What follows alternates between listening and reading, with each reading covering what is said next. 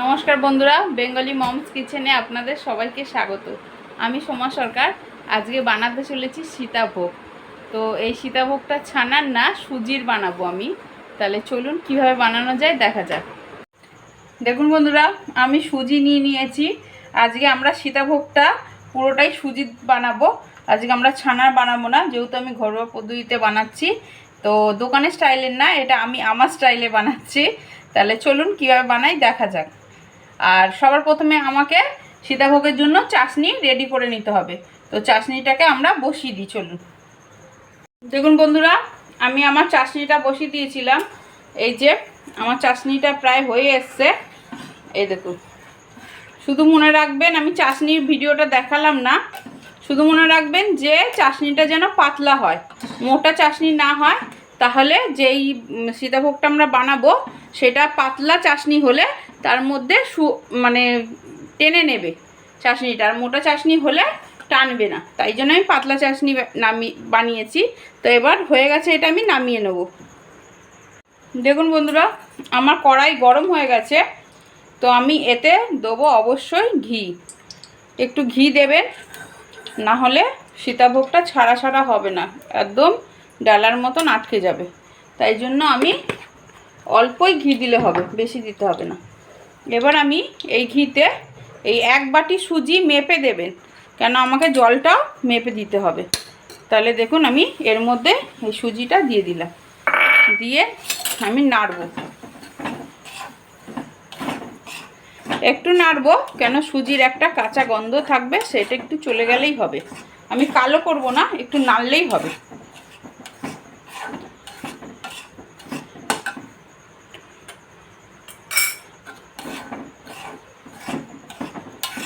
দেখুন,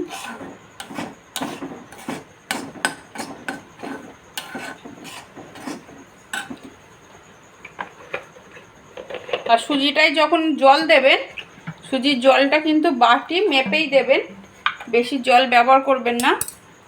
তাহলে সুজিটা আমাদের নরম না, মাখা মাখা বানাতে হবে। তো আমাদের সুজিটা একটু নাড়িয়ে নিয়েছি। তো দেখুন, আমি 1 বাটি সুজি দিয়েছি, এই যে 1 বাটি। এবার দিচ্ছি জল। শুধু দেখবেন সুজিটা যাতে নরম হয়ে যায়, যেন অনেক জল না হয়। তাহলে আমি 1 বাটি আর এই যে 1.5 বাটি একটু কম জল ব্যবহার করছি। এই দিয়ে আমি ভালো করে সুজিটাকে নাড়িয়ে নেব, মানে সিদ্ধ হওয়া অবধি আমাকে একটু নাড়িয়ে শুকনো করে নিতে হবে। ভালো করে না নাড়লে, ভালো করে কড়াইটাকে ধরে নেবেন, দিয়ে নাড়বেন।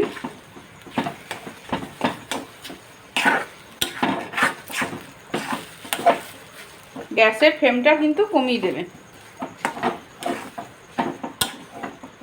আমাদের সিদ্ধ করা অবধি নাড়তে হবে, বেশি গলালে চলবে না।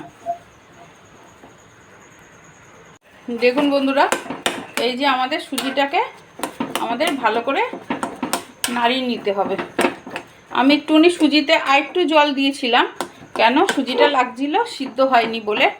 আপনারা দেখে নেবেন, আমি পরিমাণ বললাম না। আপনারা যতটা বাটি মেপে যতটা সুজি দেবে, আপনারা ওই হিসাবেই জল দেবেন। আমার মানে 1.5 বাটি জল লাগলো। আমার 1 বাটি সুজিতে 1.5 বাটির একটু বেশি লেগেছে, কেন আমাকে সুজিটাকে সিদ্ধ করতে হবে। এই দেখুন, সুজিটা সিদ্ধ আছে, কাঁচা নয় কিন্তু। কাঁচা হলে সাদা সাদা হয়ে থাকতো, এটা কিন্তু আমার সিদ্ধ হয়ে রয়েছে। তো আমি এবার গ্যাসটা বন্ধ করে দেবো। বন্ধ করে একে ঠান্ডা হতে দিতে হবে। ঠান্ডা হলে তাহলে আমরা সীতাভোগের মতন বানাতে পারবো। দেখুন, এই যে আমার সুজিটা এই যে গোল করার জন্য রেডি। তো সুজিটাকে ছাড়লাম, একটু ঠান্ডা হবো। দেখুন বন্ধুরা, আমার সীতাভোগ ভাজার জন্য এই যে কড়াইতে আমি তেল নিয়ে নিয়েছি। তেলটা আমি গরম হয়ে গেছে। এবার গরম হয়ে গেছে, আমি না এই সীতাভোগটা বানানোর এই যে রুম টেম্পারেচারে রেখেছিলাম। দেখুন, এই যে একটু শক্ত শক্ত ঠান্ডা হয়ে গেছে। তো ঠান্ডা হয়ে গেছে যখন, আমি এমনি গোল গোল করে নেব, তাহলে আমার দিতে সুবিধা হবে। এবার আমি কি করব, সীতাভোগটা বানাবো কিভাবে। এই যে আমার এমনি আলু কাটার ছুরি আছে, তো এর মধ্যে কি করব, আমি কোনটা লাগিয়ে দেখুন এমনি করে জোরে করে প্রেস করলেই ও সীতাভোগের মতন পড়তে থাকবে নিচে। আমি দেখাচ্ছি।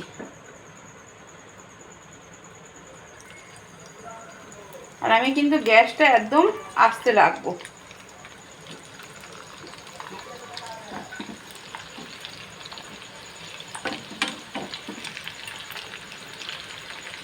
দেখুন, এই দেখুন ঝুরি ভাজার মতন হচ্ছে, এই দেখুন পড়ছে না। আমি দেখাতে পাচ্ছি না কেন কড়াইটা অনেক গরম, আর আমাকে এখন চটজলদি দিতে হবে। শুধু এমনি করে গোল করে নেবে, আর এমনি করে বসতে থাকলেই ওর মধ্যে পড়তে থাকবে। আপনাদের যদি আরেকটু বড় থাকে তাহলে বানাতে আরও সুবিধা হবে। দেখুন এমনি করে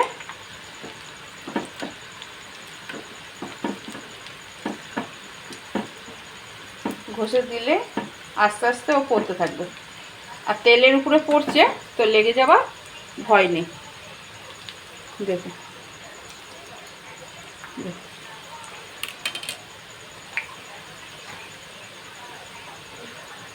এবার আমার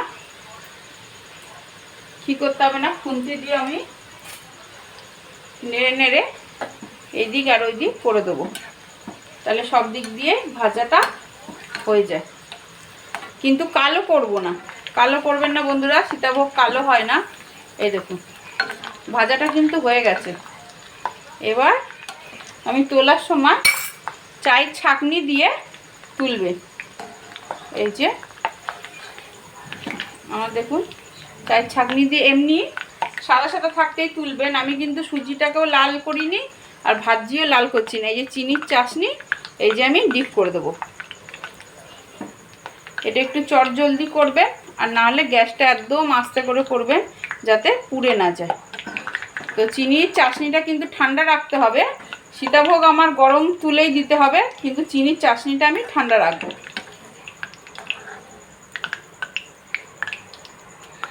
তো আমি আবারও বানিয়ে নিচ্ছি, সব তুলে নিয়েছি। আবারও আমি অমনি করেই দেবো, এমনি এমনি করে চটজলদি দিতে থাকবো, তাহলে একবারে সব সমানভাবে হবে। নাহলে কেউ সাদা থেকে যাবে, আবার কেউ লাল হয়ে যাবে। তো যখন দেবেন একটু তাতি করে দেবেন। আমার এটা অনেক ছোট বলে যাদের একটু বড় থাকে তাদের সুবিধা হবে।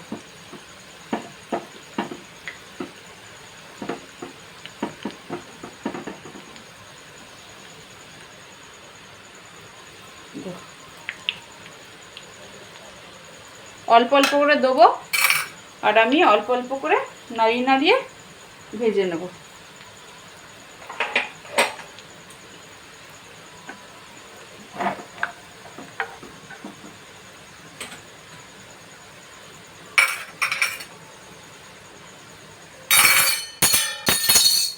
দেখুন আমার এই যে ভাজা হয়ে গেছে।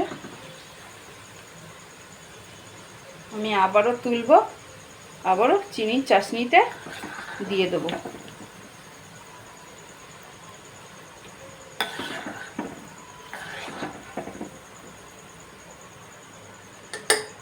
তাহলে চলুন এক এক করে সব বানিয়ে ফেলি। বন্ধুরা আমার এই সীতাভোগে সব বানিয়ে কমপ্লিট করে নিয়েছি। তো আমি কি করব, এবার এই চাশনি থেকে ছেঁকে এই বাটিতে নিয়ে নেব। তো ছাকার সময় একটু আস্তে আস্তে ছাকবেন, না হলে কিন্তু ভেঙে যাওয়ার ভয় থাকবে, কেন একেই পাতলা পাতলা। তো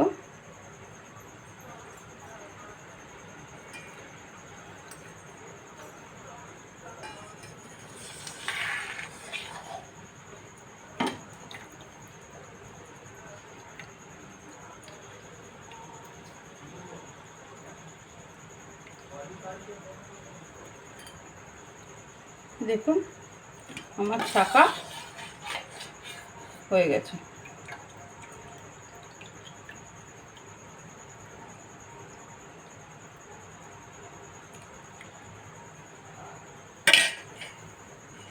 দেখুন বন্ধুরা আমার সীতাভোগ রেডি। এবার সীতাভোগ রেডি, কিন্তু গার্নিশিং দেখতে ভালো লাগছে না।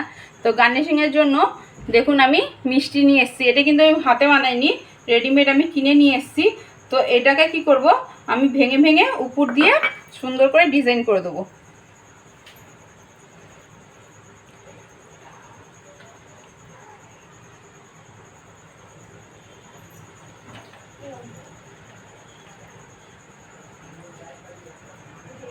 দেখবেন সীতাভোগের মধ্যে ছোট ছোট গোলাপ জামুনের মতন মিনি গোলাপ জামুন দেখতে পাওয়া যায়। হ্যাঁ, তো আমি তো বানাতে পারিনি, তো এর জন্য আমি রেডিমেড কিনে নিয়ে এসে শুধু সাজানোর জন্য করেছি।